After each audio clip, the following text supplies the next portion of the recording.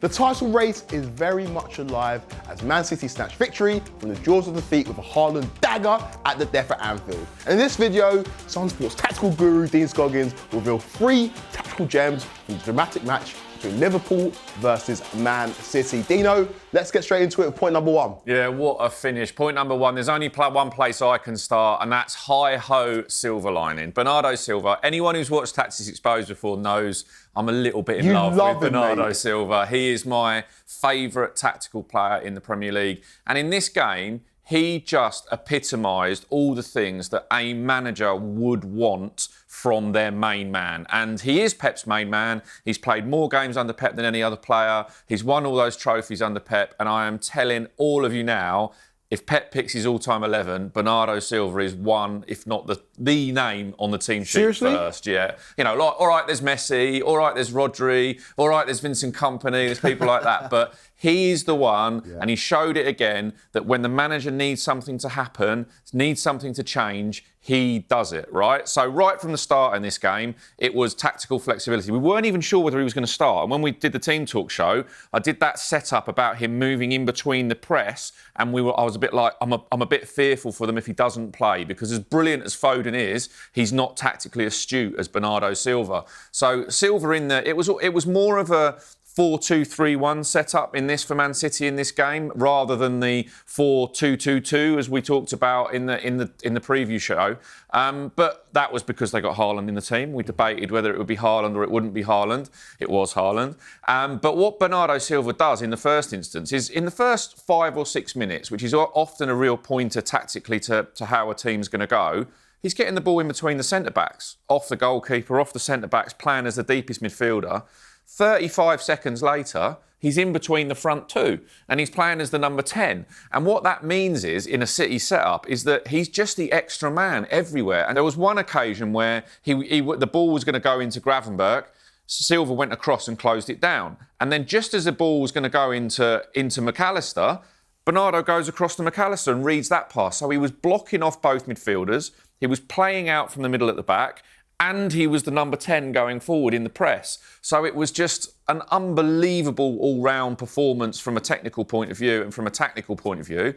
And then he comes up with the goods as well. Incredible. And if you look at it, and those are the tangibles, right, the measurables, but you saw it during the breaks when Pep would be giving him information to pass on to his teammates. And you also saw it when he scored his equaliser. The City team celebrating, he picks up the ball from the net and wants to go and score the winner. Yeah, absolutely. It's not he wasn't happy with 1-1. Pep wasn't happy with 1-1. And you're bang on. There was a moment when, I think it was the injury to Kusanov, when and City bring Diaz on. All right, the assistants can sort out the substitution. Pep was with Bernardo, and he made a change at that point. And the change he made, and also when Cherky came on, the change he made was for Bernardo Silva to attack the right side. And so it was like, well, what they were doing, City, before that, was that Núñez was getting forward and Semenyo was on that right side and he was drifting out to the right as the wide right forward. And Kerkez had a really good game and Van Dijk was kind of mopping all of that up. But then they get to this point where they're like, well, it's not quite working. And then we'll show Bernardo Silva's touch map. And most of these touches were late in the game. They're all over on the right wing all of a sudden. And you're like, hang on, he's been playing in between the centre-backs, then he's been playing in between the centre-forwards, and now he's over on the right wing. And that was because they had this scenario where Liverpool had changed it up and Gakpo had gone off. And so, therefore, Liverpool weren't really attacking up that side, up their left side. And that meant that Bernardo going over there and Semenyo had come in meant that Núñez was then free to go. Yes. And, you know, we got the equaliser, first of all, and that was just absolutely phenomenal from Silva, because when we show the grab, we'll see that everybody else is going in that direction. They're all going because the ball deflects. City do get a little bit of luck, but the ball deflects. Haaland's focusing on the ball, and all 3 Liverpool defenders are thinking we're going to go that way to the ball. One man is going the other way. Bernardo Silva's going the other way, reading that, and yeah, as you say, brilliant finish, and then he grabs the ball, and then he's not done. He goes over to that right side again, and the little pass that he plays in behind for Núñez. Dink, isn't it? Yeah, and it's sort of got overlooked because obviously it was the penalty incident. Everyone's debating penalty, no penalty. Was the ball in play or not in play? everyone's overlooked the fact that it was Bernardo Silva who drifted over there into that space, dragged 3 Liverpool players with him, and then played a delicious little ball into Núñez. So he turned the game in every way.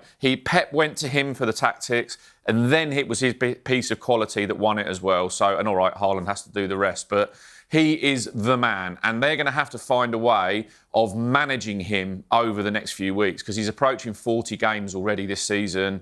And, you know, they were worried that he wasn't going to make this game with injury. So in the next few weeks, he's going to have to be managed. Maybe they don't use him as much in the Champions League games, you know, perhaps in the Cup that, you know, he'll get the rest.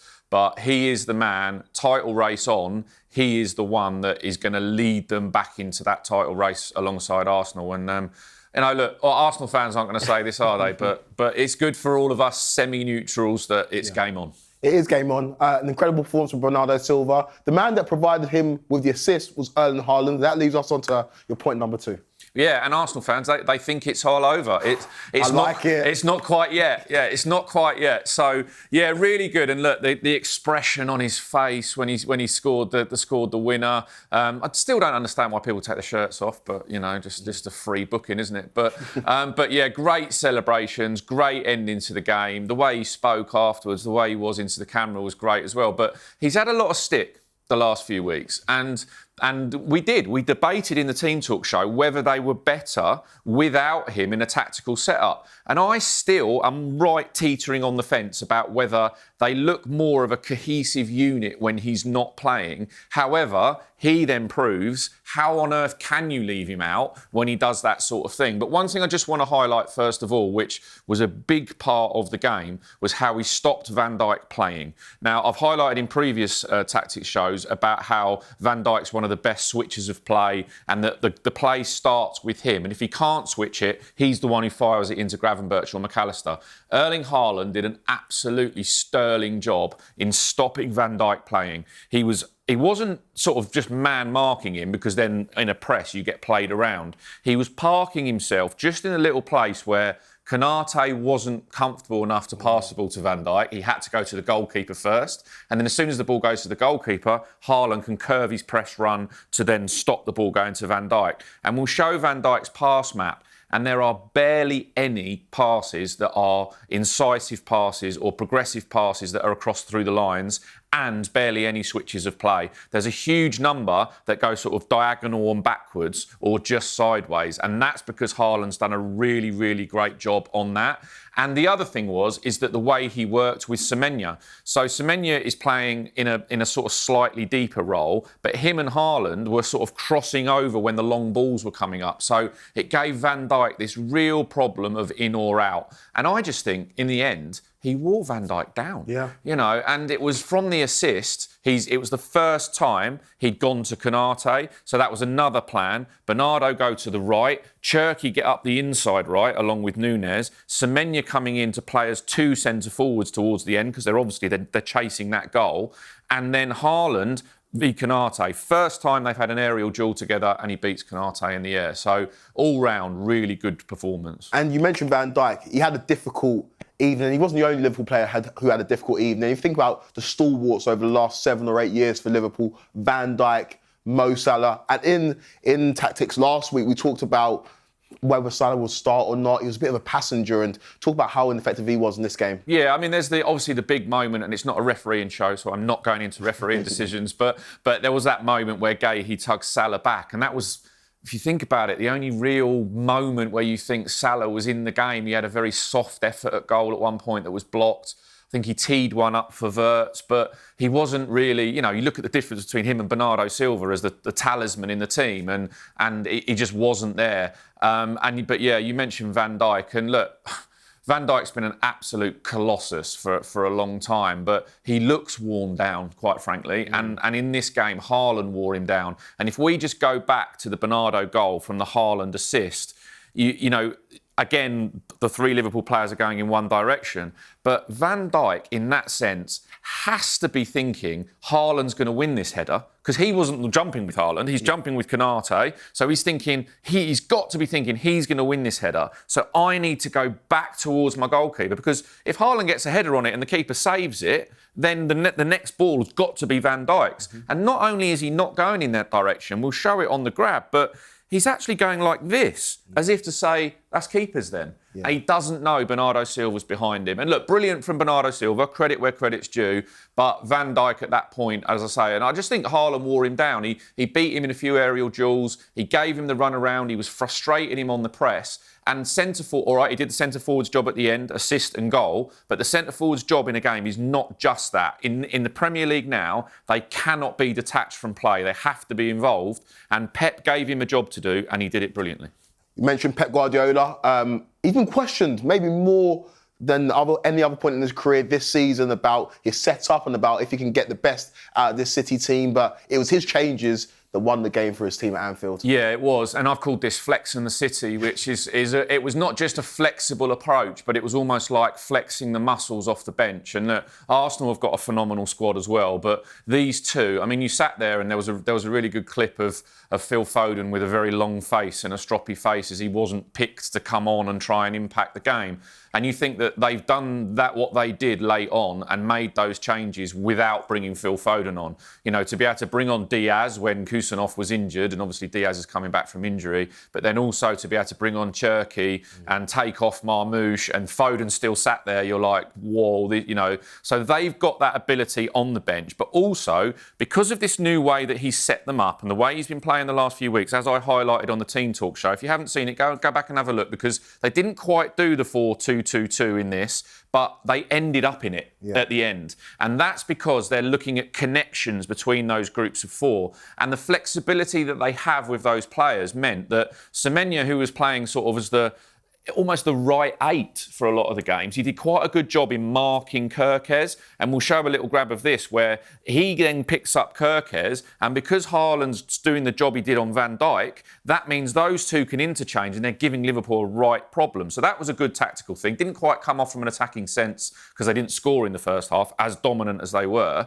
But then he thinks, right, one of the two is going to come off, Marmoush or Semenyo for Cherki. So he takes off Marmoush, which I think was the right decision. Marmoush looked like he'd sort of blown out by that point.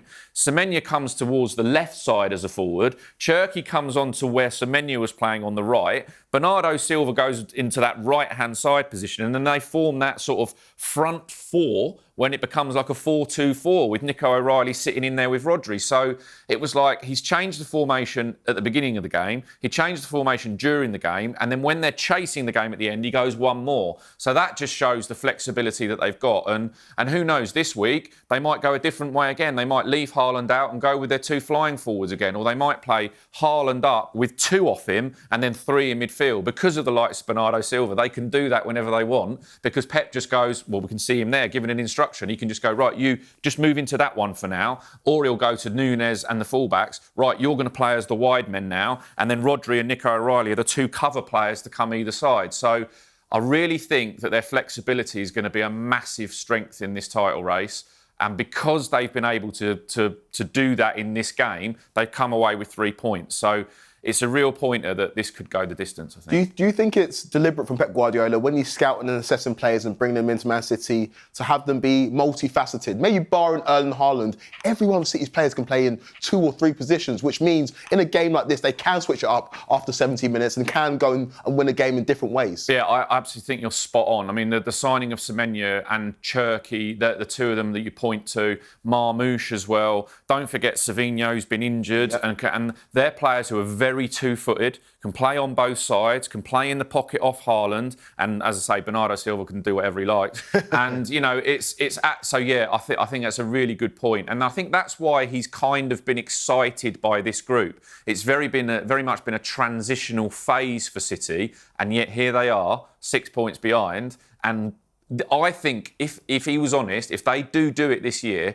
I think this will be his favourite one. Yeah, I agree. And if they do it this year, I'm remiss to not mention 2 bits of brilliance. That save from Donnarumma, if Man City go on to win the title, that will be remembered. An absolutely incredible stop. But before that, the free kick from Dominic Szoboszlai. Yeah, there's just, I mean, look, you're right to point it out. Look, not much tactical insight from me here, but let's just talk about the brilliance of the two things. I don't think I've ever seen a free kick where a player goes inside the wall to end up in the far top corner. I mean, the kids would call it swaz, wouldn't they, on the ball? And but it was almost like the reverse Roberto Carlos, where Roberto Carlos went that way and Szoboszlai went that way. But absolutely brilliant. Although I would point out one thing: when we did the tactics show after the Arsenal game at Anfield, where Szoboszlai scored that absolute worldie as well, everyone was going, "Oh, the keeper shouldn't have a wall because then he'd be able to see it."